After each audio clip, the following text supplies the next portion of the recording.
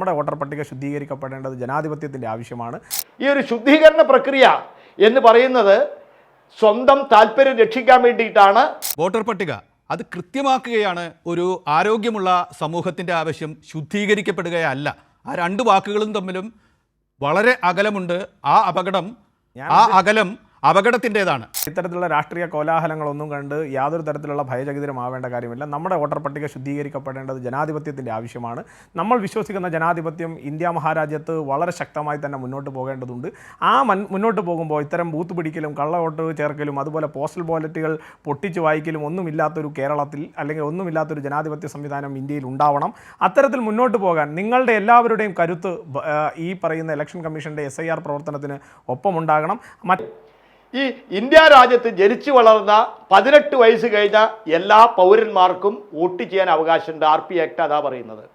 ആ 18 വയസ്സ് പൂർത്തിയാക്കിയിട്ടുള്ള എല്ലാ പൗരസമൂഹത്തിനും എല്ലാവർക്കും ഈ സമൂഹത്തിൽ വിവിധ ഘട്ടങ്ങളിലുള്ള ജനാധിപത്യ സ്ഥാപനങ്ങളിലേക്ക് പ്രതിനിധികളെ തിരഞ്ഞെടുക്കാനുള്ള അവകാശമുണ്ട്.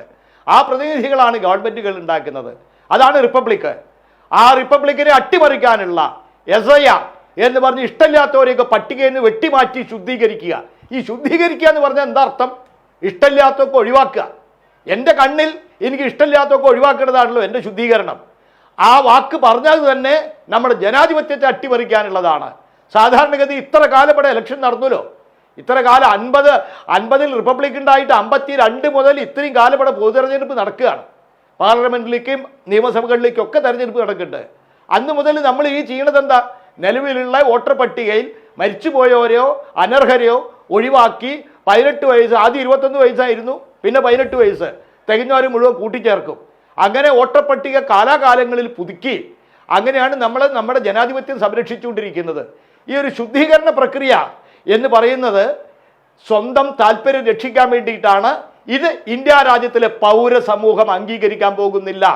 കാരണം പൗരസമൂഹമാണ് ഇവിടുത്തെ ജനപ്രാതിനിധ്യ നിയമം അനുസരിച്ച് ജനപ്രതിനിധി സഭകളെ തിരഞ്ഞെടുക്കേണ്ടത്. ജനപ്രതിനിധി സഭകളിൽ ഭൂരിപക്ഷമുള്ളവരാണ് ഗവൺമെൻറ് രൂപീകരിക്കുക. ഇതാണ് നമ്മുടെ രാജ്യത്തിലെ ജനാധിപത്യ പ്രക്രിയ.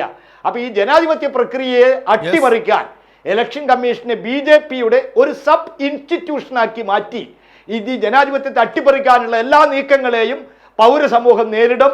പൗരസമൂഹത്തിൻ്റെ വോട്ടവകാശം ഇല്ലാതാക്കാനുള്ള ശ്രമത്തെ എല്ലാവരും കൂടി ചേർന്ന് തോൽപ്പിക്കുക തന്നെ വേണം എന്നാണ് ഞങ്ങളുടെ പാർട്ടിയുടെ നിലപാട്.